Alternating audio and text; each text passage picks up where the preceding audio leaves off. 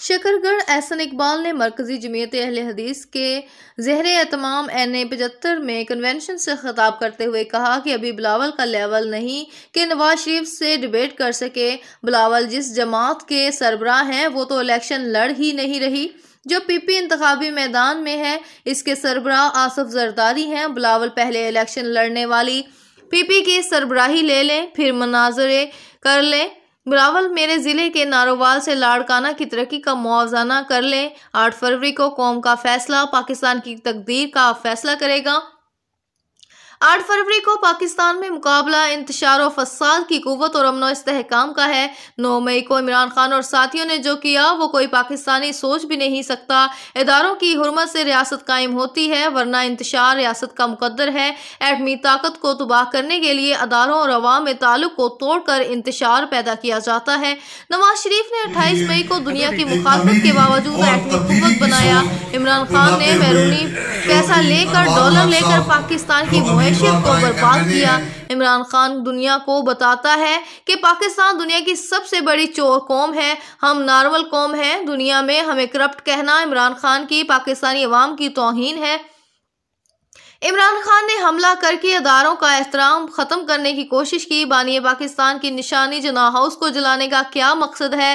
وطن کے شہیدوں کی یادگاروں کی بے حرمتی کی گئی، فوج کی حرمت خراب کر کے کسی کی خدمت کی۔ جو لیڈر اپنے ساتھیوں سے ملک کے شہیدوں کو رسوا کروائے اسے آپ لوگ کیا کہیں گے؟ خلاف فیصلہ آنے پر ملک کے چیف جسٹس پر سوشل میڈیا کے دہشت گردوں سے حملہ کروایا جاتا ہے۔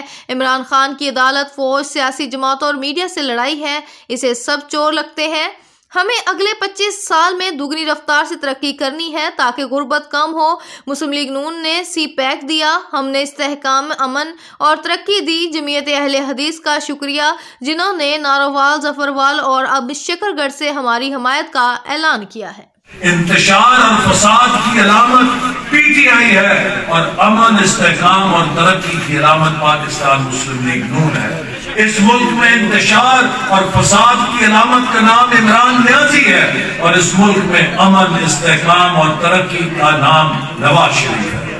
اس لیے 8 فروری کو شیر کے اوپر آپ نے مور لگا کے اس ملک کے مستقبل کو محفوظ کرنا ہے۔ اسی طرح ایک اور لیڈر پیدا ہوا ہے، ابھی اس کے والد نے کہا کہ وہ انڈر ٹریننگ ہے اور ابھی وہ نیٹ پریکٹس ہی کر رہا ہے لیکن بڑے بڑے بیانات دے رہا ہے۔ تو میں نے یہیں سے اسے کہا تھا کہ ابھی آپ کا لیول نہیں ہے کہ آپ نواز شریف سے ڈیبیٹ کرو۔ آؤ میں چیلنج کرتا ہوں کہ پہلے مجھ سے ڈیبیٹ جیتو، پھر شہباز شریف سے ڈیبیٹ کرنا، پھر نواز شریف کے پاس جانا۔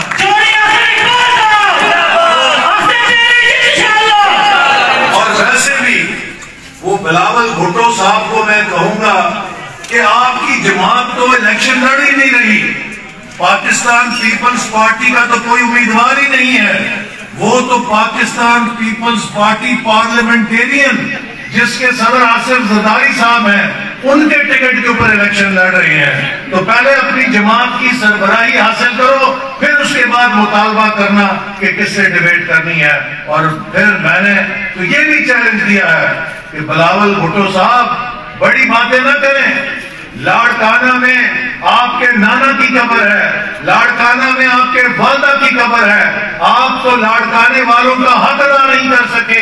آؤ میرے نارووال سے اپنے لاڑکانے کا مقابلہ کرو، اگر لاڑکانہ میرے نارووال سے بہتر ہوا میں سیاست چھوڑ دوں گا، اور اگر میرا نارووال آپ کے لاڑکانے سے بہتر ہوا تو اپنی سیاست چھوڑ دینا۔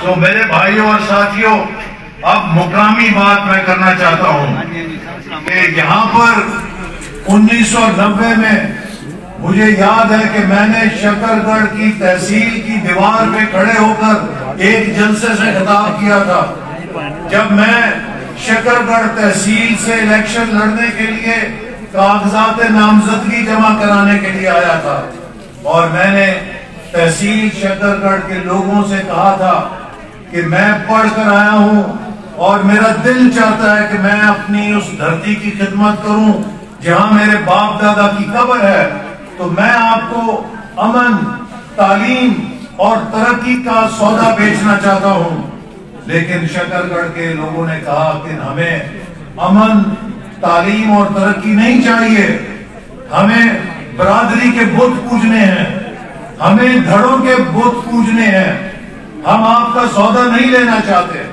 انہوں نے میری پکار پہ لبیک نہیں کہا۔ میں نے پھر نارووال کا رخ کیا اور نارووال کے لوگوں کو کہا کہ میں امن، تعلیم اور ترقی کا سودا آپ کو دینا چاہتا ہوں، اور نارووال کے لوگوں نے اس کو لبیک کہا۔ اور میرے بھائیوں، یہ وہ وقت تھا کہ لوگ ہم سے پوچھتے تھے کہ آپ کو نارووال ضلع کس نے بنایا ہے؟ نہ آپ کے پاس تعلیم ہے، نہ صحت ہے، نہ منہ ہے، نہ متھا ہے ضلع والا، آپ ضلع بن کیسے گئے ہیں؟ آج وہی لوگ جو ہمیں تانے دیتے تھے کہ آپ کے پاس کوئی سہولت نہیں ہے، آج ہم سے پوچھتے ہیں کہ بتائیں نارووال میں کون سا جن پھیرا ہے کہ آپ نے ہمارے ضلعوں کو بھی پیچھے چھوڑ دیا ہے۔ آج نارووال تعلیم میں بھی ترقی کر رہا ہے، آج صحت میں بھی ترقی کر رہا ہے، اور انفراسٹرکچر میں بھی ترقی کر رہا ہے۔ وہی نارووال جس کو ایک پسماندہ ضلع سمجھا جاتا تھا، آج اس کی ترقی کی مثالیں پورے پاکستان کے اندر دی جا رہی ہیں۔